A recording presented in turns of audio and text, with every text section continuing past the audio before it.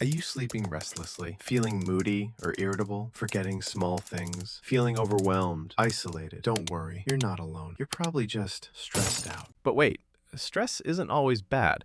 In fact, sometimes it gives you a powerful burst of energy and focus, like when you're playing a sport or stepping up to speak in public. That kind of stress? Helpful. But the kind that sticks around day after day, week after week, that's where the real problem starts. Because chronic stress actually begins to change your brain. It can shrink your brain in size, change how it functions, and even affect your DNA. Let's break it down.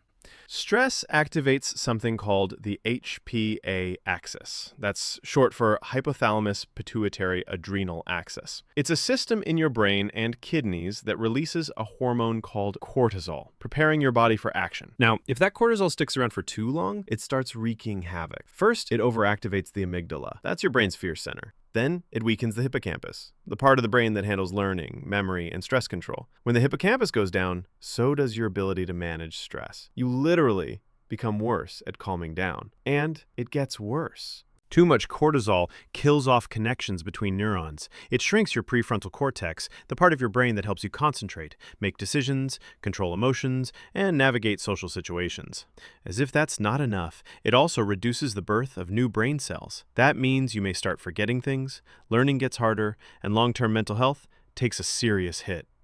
We're talking depression, even Alzheimer's. But here's the wildest part. Stress can even pass down through generations. Yup. A study with rats showed that mothers who were nurturing raised babies with better stress resistance. Neglectful moms, their pups were way more sensitive to stress.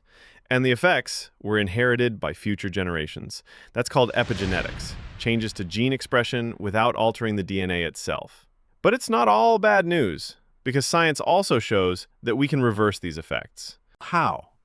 Exercise, meditation. They reduce stress. They grow your hippocampus, they sharpen your memory, and help you regain control. So, here's the truth. You don't have to let stress shrink your brain. You don't have to live on edge. You don't have to accept burnout as the norm. Take control of your stress before it takes control of you.